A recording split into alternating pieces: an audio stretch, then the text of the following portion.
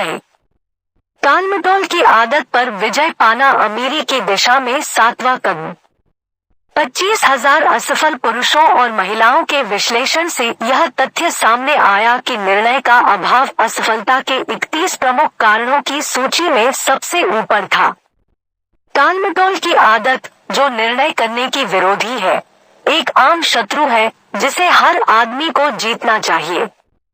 जब आप यह पुस्तक पढ़ना समाप्त करेंगे और इसमें बताए गए सिद्धांतों को कार्य रूप में बदलने के लिए तैयार होंगे तो आपको तत्काल और निश्चित निर्णय पर पहुंचने की अपनी क्षमता को जांचने का अवसर मिलेगा।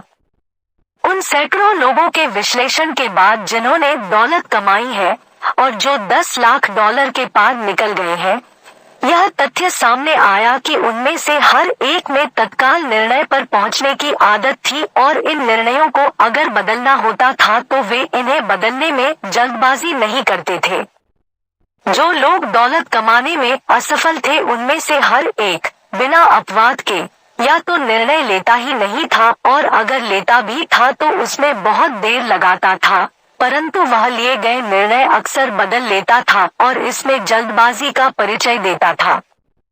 तत्काल और निश्चित रूप से पहुंचने की आदत और उस निर्णय को हेनरी फोर्ड के कई उत्कृष्ट गुणों में से एक था, निर्णय पर बदलने में देर लगाना। यह गुण मिस्टर फोर्ड में इतना अधिक था कि इससे उनकी छवि जिद्दी व्यक्ति की बन गई।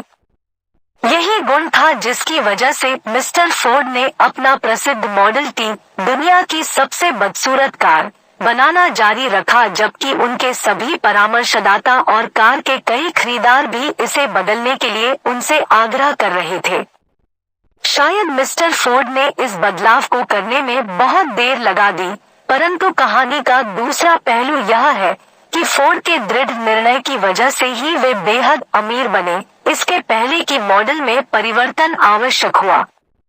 इसमें कोई संदेह नहीं है कि फोर्ड की निश्चित निर्णय पर पहुंचने की आदत को उनकी जिद माना गया, परंतु यह गुण निर्णय पर देर से पहुंचने और उन्हें जल्दी बदलने से फिर भी बेहतर है। आपके अपने निर्णय लेने के बारे में सलाह। अधिकांश लोग जो अपनी आवश्यकताओं के अनुरूप दौलत कमाने में असफल रहते हैं, आमतौर पर दूसरों के विचारों से आसानी से प्रभावित हो जाते हैं। वे अपने लिए सोचने का काम अखबारों और गपशप करने वाले अपने पड़ोसियों पर छोड़ देते हैं। राय दुनिया की सबसे सस्ती वस्तु है। हर एक के पास ढेर सारी राय मौजूद होती है जो उस आदमी पर थोप दी जाती है जो उन्हें स्वीकार करता है। अगर आप निर्णय पर पहुंचते समय दूसरों की राय से प्रभावित होते हैं, तो आप अपनी इच्छा को धन में रूपांतरित करने की बात तो छोड़ ही दें, किसी भी काम में सफल नहीं होंगे। अगर आप दूसरों की राय से ही प्रभावित होते रहते हैं, तो आपकी अपनी कोई इच्छा नहीं होगी। जब आप यहाँ पर बताए गए सिद्धांतों को कार्य रूप में बदलना शुरू करें तो अपने खुद के निर्णयों पर पहुंचे और उनका अनुसरण करके अपने परामर्शदाता स्वयं बने।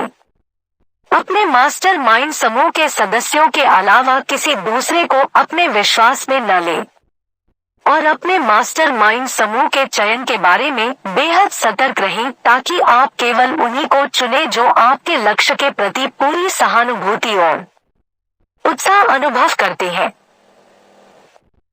करीबी मित्र और रिश्तेदार अनजाने में ही अक्सर अपनी राय से और कई बार हंसी उड़ाकर आपको नुकसान पहुंचाते हैं। हजारों स्त्री और पुरुष जीवन भर हीन भावना को ढोते रहते हैं क्योंकि किसी अच्छे इरादे रखने वाले अज्ञानी आदमी ने अपनी राय या हंसी से उनके आत्मविश्वास को नष्ट कर दिया है। आपके पास खुद का एक दिमाग है, इसका प्रयोग करें और अपने खुद के निर्णयों पर पहुंचे।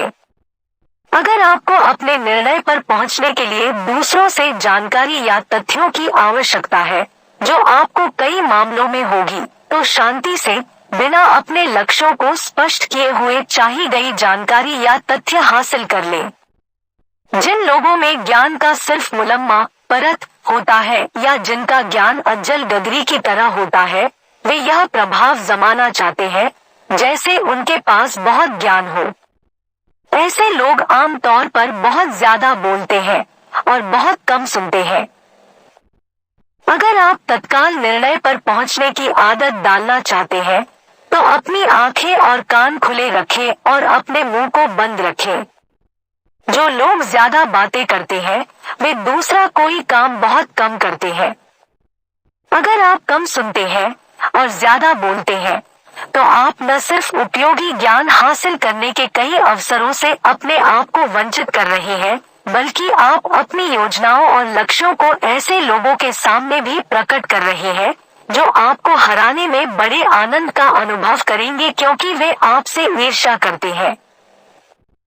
यह भी याद रखें कि जब भी आप किसी ऐसे आदमी के सामने अपना मुंह खोलते हैं जिसमें ज्ञान की प्रचुरता है, तो आप उस व्यक्ति के सामने अपने ज्ञान के पूरे स्टॉक या उसके अभाव को प्रदर्शित करते हैं। वास्तविक ज्ञान आमतौर पर विनम्रता और मौन के द्वारा झलकता। इस तथ्य को भी दिमाग में रखें कि आप जिस भी व्यक्ति से जुड़ते हैं, वह भी आपकी ही तरह पैसे कमाने के अवसर तलाश रहा है। अगर आप अपनी योजनाओं के बारे में अधिक खुलकर बातें करेंगे, तो आपको यह जानकर आश्चर्य होगा कि सामने वाले आदमी ने आपसे पहले ही आपके लक्ष्य को कार्यरूप में परिवर्तित कर लिया है, जिसकी योजनाओं के बारे में आपने मूर्खतावश बड़बोलापन दिखाया था। आपका सबसे पहला निर्णय यह होना चाहिए कि आप अपना मुंह बंद रखें और अपने कान और आंख खुले रखें। इस सलाह का पालन करने की याद दिलाने के लिए यह उपयोगी होगा। यदि आप नीचे दिए गए सूत्रवाक्य को बड़े अक्षरों में लिख लें और किसी ऐसी जगह रख दें जहां आप इसे हर रोज देख सकें, दुनिया को बताएं कि आप क्या करना चाहते हैं, परंतु पहले इसे करके दिखा दें। इसे दूसरे तरीके से कहा जाए तो शब्द नहीं, बल्कि कर्म का महत्व सबसे अधिक होता है। एक निर्णय पर स्वतंत्रता या मृत्यु निर्भर थी। निर्णयों का महत्व उस साहस पर निर्भर करता है जो उन्हें लेने के लिए जरूरी होता है। महान निर्णय जो आगे चलकर सभ्यता के आधार स्तंभ बने, बहुत जोखिम भरे निर्णय थे जिसमें मृत्यु का खतरा भी शामिल था। दासों को मुक्त करने का लिंकन का प्रसिद्ध निर्णय, जिसने अमेरिका के अश्वेत लोगों को स्वतंत्रता दी, यह जानते बूझते लिया गया था कि उसके इस काम के बाद उसके हजारों दोस्त और राजनीतिक समर्थक उसके विरोधी बन जाएंगे। अपने व्यक्तिगत विश्वास के बारे में समझौता करने के बजाय नहर भरा प्याला पीने का सुकरात का निर्णय एक साहसिक निर्णय था। इससे उन्होंने समय के रुख को 1000 साल बाद की तरफ मोड़ दिया और उन लोगों को विचार और शब्दों की स्वतंत्रता का अधिकार दिलवाया जो तब पैदा भी नहीं हुए थे। जब जनरल रॉबर्ट ई ली यूनियन के साथ दौराहे पर आए और उन्होंने दक्षिण का समर्थन करने का निर्णय किया, तो उनका निर्णय भी एक साहसिक निर्णय था, क्योंकि वे अच्छी तरह जानते थे कि बहुत से लोगों की मृत्यु होगी और इसमें उनकी जान भी जा सकती है।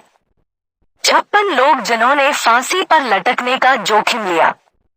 परंतु जहां तक अमेरिकी नागरिकों का सवाल है, अब तक का सबसे महान निर्णय फिलाडेल्फिया में 4 जुलाई 1776 को लिया गया, जब 56 लोगों ने एक दस्तावेज पर अपने नाम लिखकर हस्ताक्षर किए और वे जानते थे कि इससे या तो सारे अमेरिकी लोग स्वतंत्र हो जाएंगे या फिर ये सभी 56 लोग फांसी के फंदों पर लटक जाएंगे। आपने उस प्रसिद्ध दस्तावेज के बारे में सुना होगा, परंतु आप शायद इससे व्यक्तिगत उपलब्धि का महान सबक सीखना भूल गए होंगे जो यह इतने सीधे ढंग से सिखाता है। हम सभी को उस महत्वपूर्ण निर्णय की तारीख याद है, परंतु हम में से बहुत कम लोगों को यह एहसास है कि यह निर्णय लेने में कितने साहस की जरूरत थी। हमें अपना इतिहास याद है क्योंकि यह हमें पढ़ाया जाता है। हमें तारीखें याद है, लड़ने वाले योद्धाओं के नाम याद है। हमें वैली फोर्ज और यॉर्कटाउन याद है। हमें जॉर्ज वॉशिंगटन और लॉर्ड कॉर्नवालिस याद है। परंतु हमें इन नामों, तिथियों और स्थानों के पीछे की वास्तविक शक्तियों के बारे में बहुत कम पता है। हम उस अदृश्य शक्ति के बारे में भी बहुत कम जानते हैं जिसने हमारी स्वतंत्रता सुनिश्चित की, और यह यॉर्कटाउन में वॉशिंगटन की सेनाओं के पहुंचने से काफी पहले ही हो गया था। इसे ट्रेजेडी ही कहा जाना चाहिए कि इतिहास के लेखकों ने पूरी तरह से उस महान शक्ति का उल्लेख नहीं किया जिसने इस देश को जन्म दिया, इसे स्वतंत्रता दी और दुनिया के सभी देशों के सामने स्वतंत्रता के नए मानक स्थापित किए। मैं इसे ट्रेजेडी मानता हूँ क्योंकि यही वह शक्ति है जिसका प्रयोग व्यक्ति जीवन की कठिनाइयों और बाधाओं को पार करने में करता है और जीवन को मांगी गई कीमत चुकाने के लिए विवश करता है। हम संक्षेप में उन घटनाओं की ओर देखें जिन्होंने इस शक्ति जन्म दिया। कहानी बोस्टन में 5 मार्च 1770 की एक घटना से होती है। ब्रिटेन के सिपाही सड़कों पर गश्त लगा रहे थे और अपनी उपस्थिति में नागरिकों को खुलकर धमकी दे रहे थे। औपनिवेशिक लोग अपने बीच में मार्च कर रहे हथियारबंद सैनिकों से चिढ़ गए। उन्होंने अपनी चिढ़ को खुलकर अभिव्यक्त करना शुरू किया और गश्त लगा रहे सैनिकों पर पत्थर और नारे बरसाए जब तक कि उनके नायक ने यह आदेश नहीं दिया, संगीने तान लो, हमला बोल दो। युद्ध शुरू हो गया। इसमें कई लोग मारे गए और बहुत से लोग घायल हुए। इस घटना से इतना विद्वेष फैला कि प्रांतीय सभा, जिसमें प्रख्यात औपनिवेशिक लोग थे, ने निश्चित एक्शन लेने के उद्देश्य से एक मीटिंग बुलाई। उस सभा के 2 सदस्य जॉन हैनकॉक और सैमुअल एडम्स थे। वे साहस के साथ बोले और उन्होंने यह घोषणा की कि करना चाहिए। बोस्टन से सभी ब्रिटिश सैनिकों को बाहर निकालने का प्रस्ताव पारित। याद रखिए, इन 2 लोगों के दिमाग में जो फैसला हुआ उसे उस स्वतंत्रता की शुरुआत कहा जा सकता है जिसका आज हम सभी अमेरिकी उपभोग कर रहे हैं। यह भी याद रखें कि इन 2 लोगों को यह एक खतरनाक फैसला था। यह निर्णय लेने के लिए बहुत आस्था और साहस की जरूरत थी क्योंकि सभा के खत्म होने से पहले सैमुअल एडम्स को नियुक्त किया गया कि वह प्रांत के गवर्नर हचिंसन से मिलने जाए और ब्रिटिश टुकड़ियों की वापसी की मांग करे। उनका आग्रह मान लिया गया और टुकड़ियां बोस्टन से हट गईं, परंतु यह अध्याय यहाँ समाप्त नहीं हुआ। इसने एक ऐसी स्थिति उत्पन्न दी थी जिससे समूची मानव सभ्यता का इतिहास बदल गया। मास्टरमाइंड संगठन। रिचर्ड हेनरी की इस कहानी में एक महत्वपूर्ण तत्व इसलिए बने क्योंकि और सैमुअल एडम्स में अक्सर पत्राचार होता रहता था जिसमें वे अपने प्रांत के लोगों के कल्याण के बारे में आशा और हर को खुलकर बताते थे। इस आदत से एडम्स के मन में यह विचार आया कि 13 कॉलोनियों के बीच पत्रों के आपसी आदान प्रदान से उनके प्रयासों में समरूपता आ जाएगी जो समस्याओं को सुलझाने के संबंध में बहुत सहायक सिद्ध होगी। मार्च 1772 में बोस्टन में सैनिकों के साथ हुई झड़प के 2 साल बाद एडम्स ने इस विचार को सभा के सामने एक मोशन के रूप में रखा कि कॉलोनियों की एक करस्पॉन्डेंस कमेटी बनाई जाए और हर कॉलोनी में कुछ संवाददाता नियुक्त किए जाए जिसका लक्ष्य हो ब्रिटिश अमेरिका की कॉलोनियों की बेहतरी के लिए मैत्रीपूर्ण सहयोग को बढ़ावा देना। यह उस संगठन की शुरुआत थी जिसकी वजह से आज आप और मैं स्वतंत्र हैं। मास्टरमाइंड पहले से ही संगठित था। इसमें एडम्स, ली और हैनकॉक थे। कमिटी ऑफ करस्पॉन्डेंस को बनाया गया। बोस्टन के दंगे की तरह की घटनाओं के द्वारा कॉलोनी के नागरिक ब्रिटिश सैनिकों के खिलाफ असंगठित युद्ध लड़ रहे थे, परंतु उससे कोई फायदा नहीं हो रहा था। उनकी व्यक्तिगत शिकायतें किसी एक मास्टरमाइंड के नीचे इकट्ठी नहीं थी। जब तक एडम्स, हैनकॉक और ली इकट्ठे नहीं हुए तब तक लोगों के किसी भी समूह ने अपने दिल, दिमाग, आत्मा और शरीर को इकट्ठे एक निश्चित निर्णय में नहीं लगाया ताकि ब्रिटेन के साथ उनका झगड़ा हमेशा के लिए समाप्त हो जाए। इस दौरान ब्रिटेन भी हाथ पर हाथ धरे नहीं बैठा रहा। ब्रिटेन के लोग भी अपनी योजना बना रहे थे और अपनी तरफ से मास्टरमाइंड की तैयारी कर रहे थे और उनके साथ धन और संगठित सेना का समर्थन था। एक निर्णय जिसने इतिहास बदल दिया। सिंहासन ने गेज को हचिंसन की जगह मैसाचुसेट्स के गवर्नर के रूप में नियुक्त किया। नए गवर्नर के पहले कामों में से एक था सैमुअल एडम्स के पास संदेश भेजना और उसका उद्देश्य यह था कि डर दिखाकर उसके विरोध को समाप्त कर दिया जाए। उस समय की स्थिति को अच्छी तरह से समझाने के लिए मैं कर्नल फेंटन, वह संदेशवाहक जिसे गेज ने भेजा था, और एडम्स के बीच की चर्चा को यहाँ पर उद्धृत करना चाहूंगा। कर्नल फेंटन, मिस्टर एडम्स, मुझे गवर्नर गेज ने अधिकृत किया है ताकि मैं आपको आश्वस्त कर सकूं कि गवर्नर को यह शक्तियां प्रदान की गई है कि वे आपको ऐसे लाभ प्रदान कर सके जिनसे आप संतुष्ट हो जाए। रिश्वत का वादा करके एडम्स को अपनी तरफ मिलाने का प्रयास। इसके लिए सिर्फ एक शर्त है और वह यह कि आप सरकार के फैसलों का विरोध करना बंद कर दें। गवर्नर की आपको यही सलाह है कि आप सिंहासन को आगे कभी अप्रसन्न न करें। आपका व्यवहार इस प्रकार का है कि आपको हेनरी अष्टम के कानून द्वारा सजा दी जा सकती है, जिसके द्वारा लोगों पर देशद्रोह का मुकदमा इंग्लैंड में चल सकता है और इसका फैसला किसी प्रांत का गवर्नर करता है। परंतु अगर आप अपनी राजनीतिक दिशा बदल लेते हैं तो इससे न सिर्फ आपको बहुत से व्यक्तिगत लाभ होंगे बल्कि आपकी सम्राट से सुलह भी हो जाएगी। सैमुअल एडम्स को दो निर्णयों में से एक को चुनना था। या तो वह अपना विरोध करना बंद कर सकता था और व्यक्तिगत रिश्वत ले सकता था, या फिर वह विरोध जारी रख सकता था और फांसी पर चढ़ने का जोखिम उठा सकता था। स्पष्ट रूप से वह समय आ चुका था जब एडम्स तत्काल निर्णय लेने के लिए विवश था, एक ऐसा निर्णय जो उसकी जान भी ले सकता था। को गवर्नर को ज्यों का त्यों सुनाएंगे। एडम्स ने कर्नल फेंटन से यह वादा लिया कि कर्नल उसके जवाब। एडम्स का जवाब, आप गवर्नर गेज को बता सकते हैं कि मुझे विश्वास है कि मैंने सम्राटों के सम्राट के साथ काफी पहले ही सुलह कर ली है। कोई व्यक्तिगत लाभ मुझे इस बात के लिए प्रेरित नहीं कर सकता कि मैं अपने देश के सही काम करना छोड़ दूं। और गवर्नर गेज को यह भी बताना कि सैमुअल एडम्स ने उन्हें यह सलाह दी है कि किसी उत्तेजित जनता की भावनाओं का वे अपमान न करें। जब गवर्नर गेज को एडम्स का यह तीखा जवाब मिला तो वे गुस्से से आग बूला हो गए और उन्होंने एक घोषणा पत्र जारी किया। मैं यहाँ सम्राट के नाम पर उन सभी व्यक्तियों को पूरी तरह क्षमादान देने का प्रस्ताव रखता हूँ और उसका वादा करता हूँ जो तत्काल अपने हथियार डाल देंगे और शांतिप्रिय जनता के कर्तव्यों पर लौट जाएंगे। परंतु सैमुअल एडम्स और जॉन हैनकॉक को इस क्षमा का लाभ नहीं मिलेगा जिनके अपराध इतनी देशद्रोही प्रकृति के हैं कि उनके प्रति कठोर दंड के अतिरिक्त कोई और कदम नहीं उठाया जा सकता। तो एडम्स और हैनकॉक अब बुरी तरह फंस चुके थे। क्रुद्ध गवर्नर ने इन दोनों व्यक्तियों को एक और निर्णय लेने पर विवश कर दिया था जो उतना ही खतरनाक था।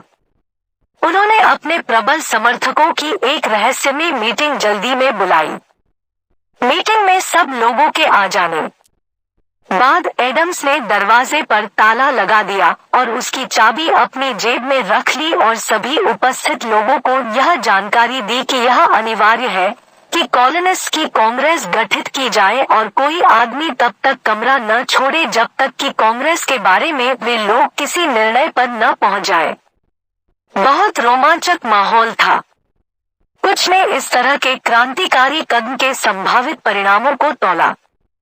कुछ ने सम्राट की अवहेलना करते हुए इतने निश्चित निर्णय पर पहुंचने की समझदारी पर गंभीर शंका व्यक्त की। उस कमरे में दो लोग बंद थे जिन्हें डर छू भी नहीं गया था और वे लोग असफलता की संभावना के प्रति अंधे थे, हैनकॉक और एडम्स। उनके मस्तिष्कों के प्रभाव से दूसरे लोग भी इस बात पर सहमत हो गए कि करस्पॉन्डेंस कमेटी के द्वारा इस तरह की व्यवस्था की जाए कि पहली कॉन्टिनेंटल कांग्रेस की मीटिंग फिलाडेल्फिया में 5 सितंबर 1774 को आयोजित की जाए। इस तारीख को याद रखें। यह 4 जुलाई 1776 से अधिक महत्वपूर्ण है।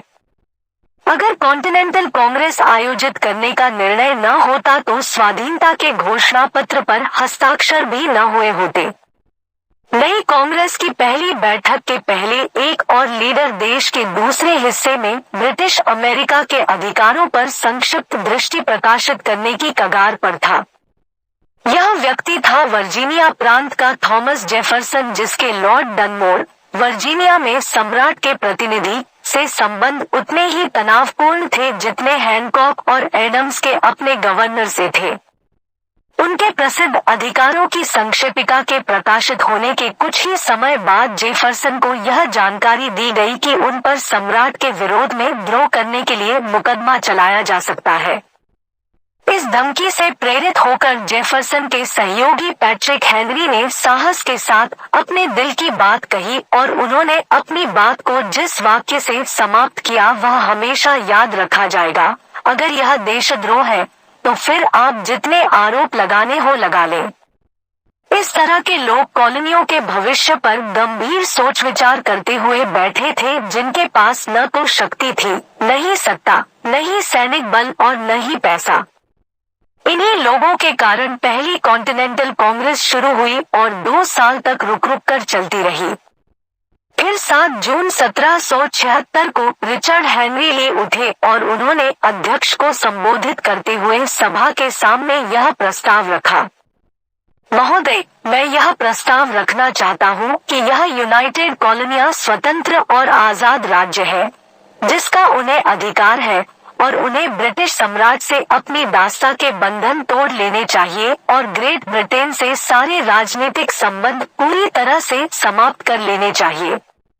कागज पर लिखा गया सबसे महत्वपूर्ण निर्णय। ली के सनसनीखेज प्रस्ताव पर गर्म बहस हुई और यह इतनी लंबी चली कि उसका धैर्य जवाब दे गया। अंत में कई दिनों की बहस के बाद वह फिर से फर्श पर आया और स्पष्ट और दृढ़ आवाज में बोला, अध्यक्ष महोदय, हम कई दिनों से इस विषय पर चर्चा कर रहे हैं। यही एकमात्र रास्ता है जिस पर हम चल सकते हैं। फिर हम और ज्यादा विलंब क्यों कर रहे हैं? बहस में समय क्यों गंवाया जाए? इस सुखद दिन अमेरिकन गणराज्य का जन्म हो जाने दे, उसे उठ खड़ा होने दे और हमारा यह राज्य विनाश और विजय पर आधारित नहीं होगा, बल्कि इसके माध्यम से तो शांति और कानून के राज्य की पुनर्स्थापना होगी। इससे पहले कि उनके प्रस्ताव पर अंतिम वोटिंग हो, ली को वर्जीनिया वापस लौटना पड़ा क्योंकि उनके परिवार में गंभीर बीमारी हो गई थी, परंतु जाने से पहले उन्होंने इस काम का बीड़ा अपने मित्र जेफरसन के हाथों में सौंपा, जिसने तब तक संघर्ष करने का वादा किया जब तक कि सकारात्मक एक्शन नहीं लिया जाता। उसके कुछ समय बाद कांग्रेस के प्रेसिडेंट हैनकॉक ने जेफरसन को स्वाधीनता का घोषणा पत्र तैयार करने वाली कमेटी का चेयरमैन बना दिया। कमेटी ने लंबे समय तक उस दस्तावेज को तैयार करने में कठोर मेहनत की जिसे कांग्रेस द्वारा स्वीकार कर लिए जाने का अर्थ यह था कि जो भी आदमी इस पर हस्ताक्षर करेगा वह एक तरह से अपने डेथ वारंट पर हस्ताक्षर करेगा। यदि कॉलोनियां ग्रेट ब्रिटेन के विरोध में युद्ध हार जाए, और युद्ध तो तय था। दस्तावेज तैयार हो गया और 28 जून को उसका मूल मसौदा कांग्रेस के सामने पढ़ा गया। कई दिनों तक इस पर विचार हुआ, इसमें संशोधन हुए और इसे सर्वसम्मत रूप दिया गया। 4 जुलाई को थॉमस जेफरसन सभा के सामने खड़े हुए और उन्होंने निर्भीकता से कागज पर लिखा गया सबसे महत्वपूर्ण निर्णय पढ़ा। जब मानवीय घटनाओं की यात्रा में यह आवश्यक हो जाता है कि एक राष्ट्र दूसरे राष्ट्र के साथ राजनीतिक बंधनों को नष्ट कर ले और अपनी स्वतंत्रता की शक्तियों का उपभोग करते हुए अलग और समान दर्जा प्राप्त कर ले जिसे प्रकृति के नियमों और ईश्वर ने प्रदान किया है, तो मानव जाति के विचारों के प्रति सम्मान की यह मांग होती है कि वे उन कारणों की घोषणा करें जिनसे वे अलगाव के लिए प्रेरित हुए। जब जेफरसन ने पूरा घोषणा पत्र पढ़ा तो उस पर वोटिंग हुई, उसे स्वीकार किया गया और उस पर 56 लोगों ने हस्ताक्षर किए, जिनमें से हर एक ने उस पर अपना नाम लिखने के निर्णय के साथ ही अपनी जिंदगी को दांव पर लगा दिया। उस निर्णय से एक ऐसा राष्ट्र अस्तित्व में आया जिसने भविष्य में मानव जाति को हमेशा के लिए निर्णय लेने के अधिकार की सौगात दी। उन घटनाओं का विश्लेषण करें जिनकी बदौलत स्वाधीनता का घोषणा पत्र तैयार हुआ और यह विश्वास करें कि यह राष्ट्र जो आज दुनिया के सभी देशों के बीच सम्मान का पात्र है और जो इतना शक्तिशाली है, उसे बनाने का निर्णय 56 लोगों के मास्टरमाइंड समूह ने लिया था। इस तथ्य को अच्छी तरह से जान लें कि उनके निर्णय ने वॉशिंगटन की सेनाओं की सफलता को सुनिश्चित कर दिया था, क्योंकि उस निर्णय का भाव हर सैनिक के दिल में था जो युद्ध करने गया। जब इस तरह की आध्यात्मिक शक्ति आपके साथ होती है, तो असफलता आपके पास भी नहीं फटक सकती। यह भी समझ लें, व्यक्तिगत लाभ की दृष्टि से, कि जिसने इस देश को स्वतंत्रता दी, यह वही शक्ति है जिसका प्रयोग हर उस व्यक्ति को करना चाहिए जो खुद अपने निर्णय लेता है। यह शक्ति इस पुस्तक में बताए गए सिद्धांतों से आती है। स्वाधीनता के घोषणा पत्र में इसे खोजना कठिन नहीं होगा। कम से कम 6 सिद्धांत तो आपको मिल ही जाएंगे: इच्छा, निर्णय, आस्था, लगन, मास्टरमाइंड और सुव्यवस्थित योजना। जानिए आप क्या चाहते हैं और आपको यह आम तौर पर मिल जाएगा। इस पूरी फिलॉसफी में यह सुझाव मिलेगा कि अगर प्रबल इच्छा को विचार का समर्थन मिले तो इसमें अपने आप को भौतिक समतुल्य में बदलने की प्रवृत्ति होती है। आप इस तरीके का आदर्श उदाहरण इस कहानी में खोज सकते हैं, और यूनाइटेड स्टेट्स स्टील कॉरपोरेशन के संगठन की कहानी भी इस बात का आदर्श उदाहरण है कि विचार किस तरह अद्भुत रूप से रूपांतरित होते हैं। इस तरीके के रहस्य की खोज में चमत्कार की तलाश न करें, क्योंकि आपको चमत्कार नहीं मिलेंगे। आपको केवल प्रकृति के शाश्वत नियम मिलेंगे। यह नियम हर उस आदमी के लिए उपलब्ध है जिसमें इनका प्रयोग करने की आस्था और साहस है। इनका प्रयोग देश की स्वतंत्रता प्राप्त करने के लिए भी किया जा सकता है और अमीर बनने के लिए भी। जो लोग तत्काल और निश्चित निर्णय पर पहुंचते हैं, वे जानते हैं कि वे क्या चाहते हैं और आम तौर पर यह उन्हें मिल जाता है। जीवन के किसी भी क्षेत्र में लीडर्स तत्काल और दृढ़ता से निर्णय लेते हैं। यही वह सबसे प्रमुख कारण है कि वे लीडर्स होते हैं। दुनिया में उस आदमी को जगह देने की आदत होती है जिसके शब्दों और कार्यों से पता चलता है कि वह जानता है कि वह कहाँ जा रहा है। अनिर्णय एक ऐसी आदत है जो बचपन में शुरू होती है। जब बच्चा ग्रेड स्कूल, हाई स्कूल और कॉलेज में आगे बढ़ता है, तो यह आदत धीरे धीरे स्थायी आदत बनती जाती है जिसमें लक्ष्य की कोई निश्चितता नहीं होती। अनिर्णय की आदत विद्यार्थी के साथ उस व्यवसाय में भी जाती है जिसे वह चुनता है, अगर वह सचमुच कोई व्यवसाय चुने। आम तौर पर कॉलेज से निकलने के बाद विद्यार्थी सिर्फ नौकरी की तलाश करता है, चाहे उसे जो नौकरी मिले। वह मिलने वाली पहली नौकरी को करने लगता है क्योंकि उसे अनिर्णय की आदत पड़ गई है। प्रतिशत लोग आज ऐसे पदों पर सिर्फ तनख्वाह के लिए काम कर रहे हैं क्योंकि उनमें किसी निश्चित पद की योजना बनाने के लिए निश्चित निर्णय लेने की शक्ति का अभाव था और उनमें यह ज्ञान भी नहीं था कि नियोक्ता का चुनाव कैसे किया जाए। निश्चित निर्णय लेने में हमेशा साहस की आवश्यकता होती है, कई बार तो बहुत अधिक साहस की। 56 लोगों ने जब स्वाधीनता के घोषणा पत्र पर हस्ताक्षर किए तो उन्होंने अपने इस निर्णय पर अपने जीवन को दांव पर लगा दिया। जो व्यक्ति किसी पद को हासिल करने के लिए निश्चित निर्णय पर पहुंचता है और जीवन में अपनी सेवाओं की वही कीमत वसूल करता है जो वह चाहता है, वह अपने इस निर्णय पर अपने जीवन को तो दांव पर नहीं लगाता, परंतु वह अपनी आर्थिक स्वतंत्रता को दांव पर अवश्य लगाता है। आर्थिक स्वतंत्रता, अमीरी, अपेक्षित बिजनेस और प्रोफेशन पद उस व्यक्ति की पहुंच में नहीं है जो इन चीजों की आशा करने, इनकी योजना बनाने और इनकी मांग करने को नजरअंदाज करता है या इससे इनकार करता है। वह व्यक्ति निश्चित रूप से दौलत कमा सकता है जो उस तरह से अमीरी की इच्छा रखे जिस तरह सैमुअल एडम्स ने कॉलोनियों की स्वतंत्रता की इच्छा की थी।